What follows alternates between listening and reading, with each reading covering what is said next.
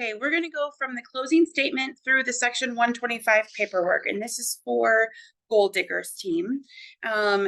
So the last slide, you're going to talk about how it works. So how it works is we will meet with each employee. We're going to meet with them for about 10 to 15 minutes. We're going to get them set up with those introductory offers that you've set up for them. Remember, that's that $3,000 accidental death coverage and the no cost health discount services card. We're going to go through that needs planner to see if there's any place else that we can provide any kind of information to your employees. And if anyone wants to take part in any of those benefits, then we'll get them set up with those. Okay. So if any of your employees want to take part in any of those benefits and pay for them 100% themselves, all that we ask from you is that you allow them to do that through payroll deduction. That way you get the tax savings and then they get the tax savings as well. Okay. So I do have some time available on Thursday at say 1 o'clock, or would next Tuesday at 10 o'clock in the morning work better for you? Okay. So the closing statement, you need to say that it's payroll deduction. That's in your closing statement. And then you need to negotiate your date. Once you have the date that they say, okay, yeah, I'll come in, breakfast or lunch is better, whatever you're going to do, then you're going to start with this employee engagement process. This is your first page in your packet that you should have. And you're going to take this packet out. Okay. And you can say, this is just a packet of information, a little checklist for me to go through to make sure that I went through everything with you. And we're going to say our enrollment date. Okay, so you chose Tuesday, that's September 1st, and we're gonna meet at 9:30 in the morning, and I'm gonna bring donuts. Now you're gonna be here, right, Joe? You're gonna be here because you do not want to schedule an enrollment whenever your DM that signed up for this is not gonna be there. Okay. And then Joe, are you going to be the only one who needs to get those deductions, or does Sally up front also need to get the deductions? Okay. So if she does the payroll, we want to make sure that we're getting it to both the DM and the bookkeeper. If they have a payroll company or something like that, then you're going to get that email as well. Okay. So they can get the deductions as well. And then do you have a break room or someplace that we can meet with these people so that they have a little bit of privacy? There are some HIPAA sensitive questions that we want to cover and touch base with. Okay. So that's your first section. You're agreeing on where and when we are going to meet with their employees. Okay. Now, this next part here is going to be states, you're going to read this pretty much verbatim. Okay. So now, in order for me to go through with a successful enrollment process, I'm going to read this upside down.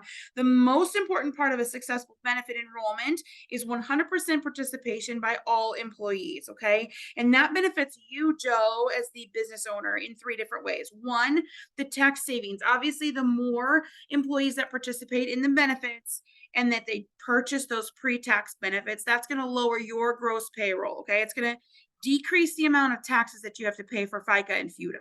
Number 2, as discussed, we will provide that accidental death policy to all eligible employees and the health savings discount card to all eligible employees as well. Okay. We're going to make sure that your employees know that you've negotiated those benefits on your behalf. Okay. And then number 3, we are going to keep you in compliance with the IRS Section 125. And we do that, we keep them in compliance by allowing all of your employees to have an opportunity to enroll in the benefits. They don't necessarily have to participate, but they do need to know about the opportunity and they do need to speak with us, okay? Either to accept the no cost benefits or to decline them by writing their name on a form. So let me ask you this, Joe, how are you going to get this information out to your employees, okay? I do have a flyer that I can get to you. I don't mind dropping off paper copies, or I can email those to you. Are you going to be able to send those home in paychecks, or are you going to post it by the time clock?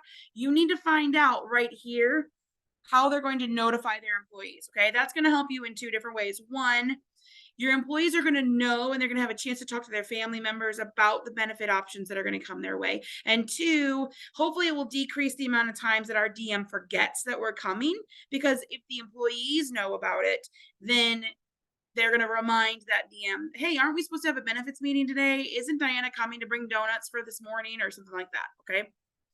So first, you're going to agree on the date and the time and the location. Second, you're going to read this pretty much verbatim. Okay. Practice reading that. You shouldn't have to summarize it. You can do the same kind of language that I was doing, but I'm hitting on all the highlighted points. 1, tax savings. 2, the 2 no cost benefits. 3, everybody needs to speak with us, and how are we going to get that information out? Okay. So that's number 2 section. If they are agreeable and you've got that all figured out, they're going to initial right there. Then we're going to go down here to the bottom. Okay, this is the number 3 part. So the next thing I need to get from you, Joe, is an employee list. Okay, I just need to know who works here. I don't need any kind of personal information, just a list of first and last names and then approximate hire dates. Okay, that's just going to get them in our system. It's actually going to save you a little bit of time. It'll be less time for them to be out of production whenever I come to meet with everybody if they're already in my system. Okay, is that something I can get from you, or do I need to get that from Sally up front?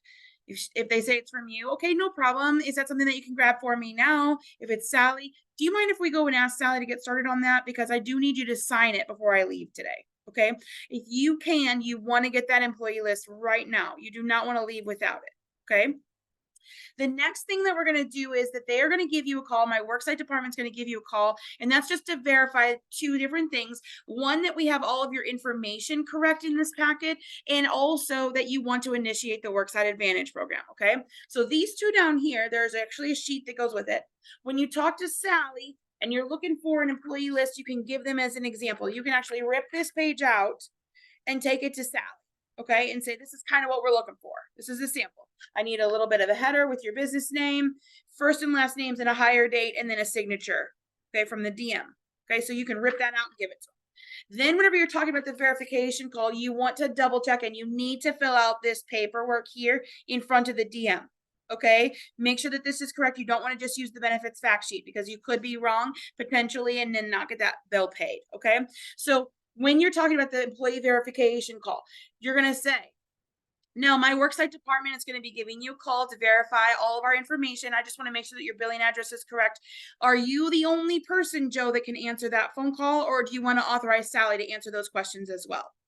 If it's just Joe, that's totally fine. You're going to ask, do you want them to call the business phone number, or is there another phone number that we can call, like your direct line or your cell phone number? This is where that goes. I know sometimes people will write it on this sheet here, but Worksite will not look at this. Okay, they're only looking at this when they're doing their verification call. Okay, so if it's a different phone number or a specific time, it needs to go here. And if there's more than just Joe, the decision maker that can answer the phone and answer those questions, you want to list as many people here as are authorized to answer those questions. Okay. Then you're also going to make sure that you get the billing frequency correct with the DM or the HR person if the DM doesn't know. But you want to make sure that your premiums deducted are correct for their payroll. Now, monthly is obviously very easy. If they get paid once a month, your bill is going to be once a month, right? Weekly, you need to know what day of the week they get paid. So in pink, weekly, there are sometimes 4 weeks in a month, 4 weeks in a month, 5 weeks in a month. Okay. And I added a little note. I want to know when payroll is processed and they're paid. So let's say we process payroll on Wednesday and they get paid direct deposit on Friday. I'm going to write those 2 things down. Okay. Weekly is 445. Okay. Now this is where it gets tricky. If you have biweekly versus semi-monthly, difference here. Biweekly happens every other week, every other Thursday. So sometimes there's a third paycheck because there's 5 weeks in a month. Yes. Semi-monthly is always going to be on a specific date. We always get paid on the 15th and the 1st. Okay. Or the 23rd and the 6th. Okay. Semi-monthly, we always have 2 payments, 2 paychecks. So you're always going to be a monthly bill. Semi-monthly has 2 paychecks always, and it's always a monthly bill. Everybody see that orange and orange, okay? The tricky one is the bi-weekly, guys. The bi-weekly has sometimes there's 2 weeks in the month, 2 pay periods in the month. Sometimes there's 3 pay periods in the month. If you have bi-weekly, you need to know what the first payroll of the year is. Okay, you need to know what the first payroll of the year is. Bi-weekly amounts are not going to match on the invoice, okay? If you have a $10 deduction, okay, stay with me. $10 is what your deduction is going to be. That's what it's going to be on the invoice. Okay. If you are semi-monthly, that means your paycheck each time, because there's 2 paychecks, guaranteed 2 paychecks each time, is going to be $5 and $5. Yes. Okay. $5 from this paycheck, $5 from this paycheck. I've got the $10 so I can pay the $10 invoice. Everybody's with me. Now on a bi-weekly, there's 26 paychecks in the year. So those extra 2 paychecks, that messes up the deduction amount. So instead of it being a $5 deduction, $5 deduction. Now it's going to be $4.75. So in month number 1, if you have 2 paychecks, you're going to have $4.75 plus $4.75, which is only $9.50. That deduction amount does not match the monthly invoice. So for me, if I have a business that does not take out any other deductions, this is their first deduction, they've never done deductions before, I'm always going to suggest that we do semi-monthly, because then the invoice matches the deductions. You want the business owner to have enough money to pay the invoice, because if they don't have enough money that first month and you're asking them to pay out of pocket, that's where the trouble comes from. Okay. If a business is already doing deductions, okay, they have health insurance or they have Aflac or they have something else, and they're saying they're biweekly, you need to ask, do you take a deduction out on that third paycheck whenever you have a third paycheck in that random month? If you take a deduction every single time, then go ahead with biweekly. If they don't, then you want to do semi-monthly. If you're still confused, ask your AD, ask your supervisor so that you can get that right, because biweekly and semi-monthly can be very, very tricky. Okay, there's always a chance to change it, but this is the trickiest conversation. Okay, after you get this verified, you're going to say, okay, 2 other quick things. Okay, this first one is a payroll deduction agreement. This payroll deduction agreement states that deductions that you take out of your employees' paychecks for the benefits that they elect for themselves, they want to pay for themselves, you're going to take it out of their payroll and you're going to use that money to pay the invoice from Liberty National. Okay, now, just in case, if you're worried, draw attention to this 4th paragraph.